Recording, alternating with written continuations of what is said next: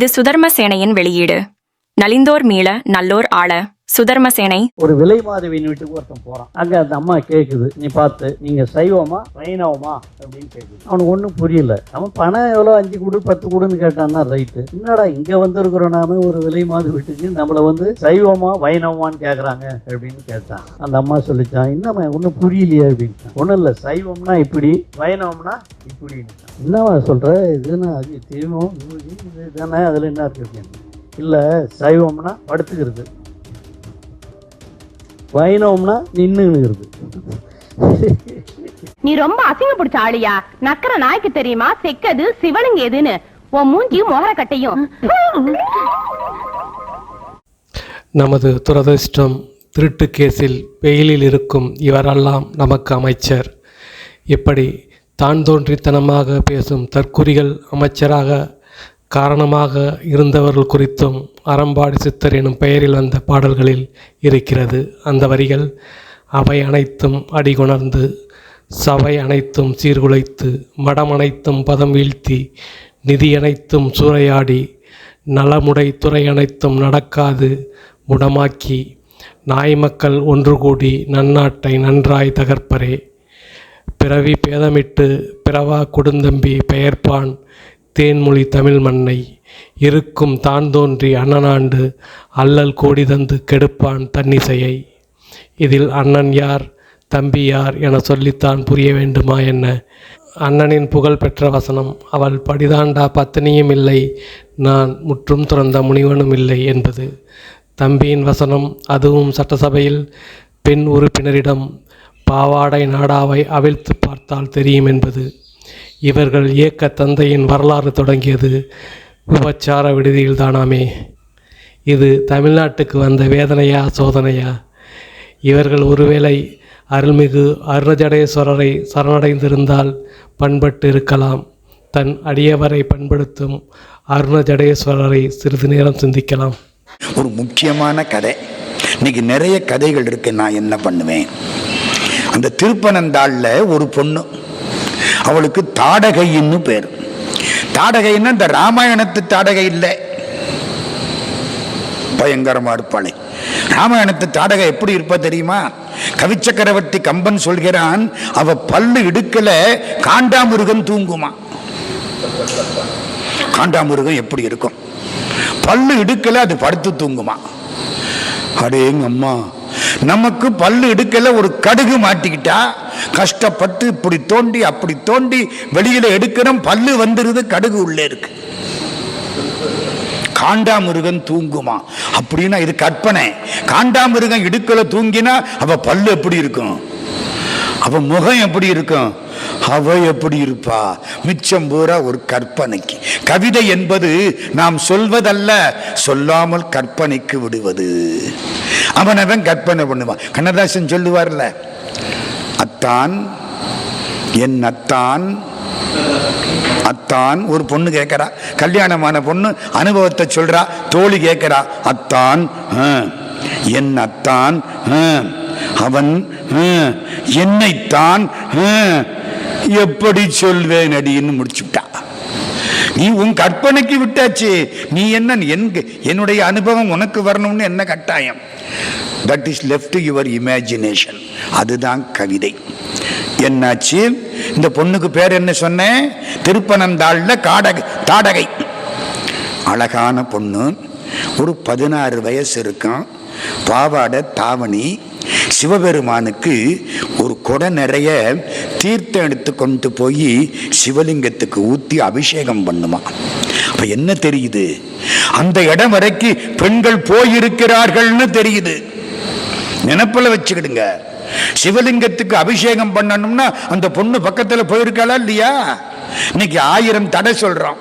பக்கத்துல போய் அபிஷேகம், சந்தோஷமா அபிஷேகம் பண்றான். அன்னைக்கு என்ன ஆயிடுச்சு? இந்த குடத்தை இப்படி தூக்கினாலா, இந்த தோல்ல போட்டிருந்த தாவணி நழுவிருச்சு. பிடிச்சுக்கிட்டா, அதுக்கு கீழே நழுவப்படாது. இப்படி பிடிச்சுக்கிட்டா எப்படி அபிஷேகம் பண்றது? கையை தூக்கினா தாவணி நழுவிரும்.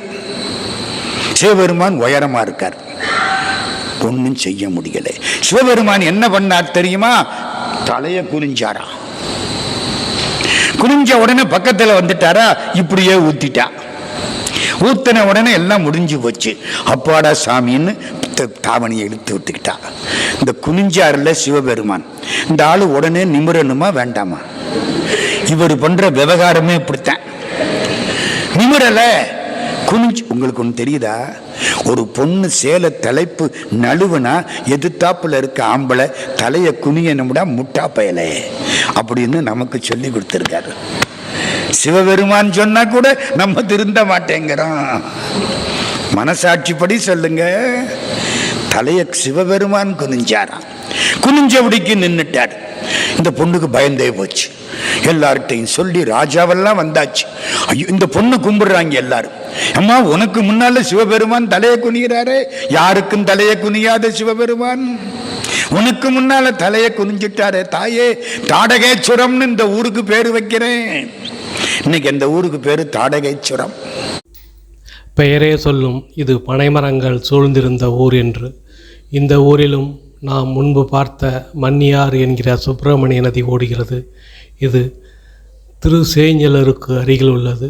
பனைமரங்கள் அடர்ந்திருந்தால் பனைக்குன்று போல காட்சியளிக்கும் அல்லவா? அதைத்தான் அறம்பாடு சித்தர் எனும் பெயரில் வந்த பாடலில் பாருக்கே விளக்கேற்ற பரந்தாமன் இறங்கிய ஊருக்குள் இவனுறையும் மனைக்கருகே பனைக்குன்றிற்கப்பால் பாம்பூரும் நதி தீரமுண்டு மிதந்துண்டே நம்மையன் பக்கமெல்லாம் அல்லி ஆம்பல் மறைப்பூக்கும் பொய்கை கரையோரம் மெய்மறந்த கல்லுண்டோர் நடுவினிலே ஈசனெனும் தெல்லுண்ட பாலகனாய் பொழிந்தான் ஐயன் என சொல்வதாக தெரிகிறது.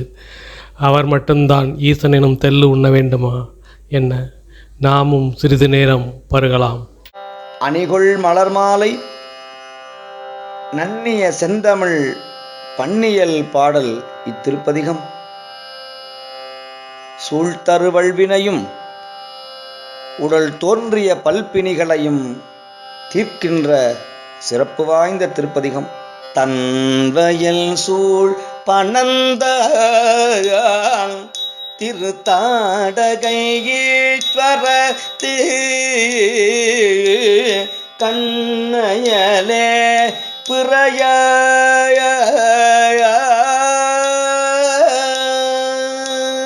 கண்ணயலே பிறைய அவன் தன்னை முன் காழியர் கோவோன் நன்னிய செந்தமிழாள் மிகு ஞான சம்பந்தன் நல்ல மிகு ஞான சம்பந்தன் நல்ல பன்னியல் பாடல் வல்ல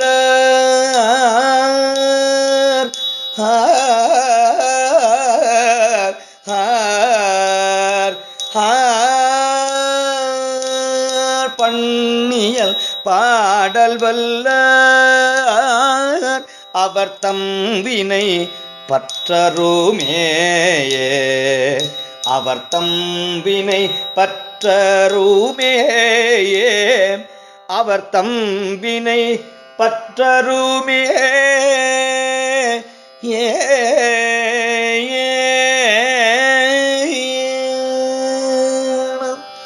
திருச்சிற்றம்பலம். தேவி பெரிய நாயகி அம்மை மலரடிகள் போற்றி போற்றி. சுவாமி செஞ்சடையப்பர் மலரடிகள் போற்றி போற்றி.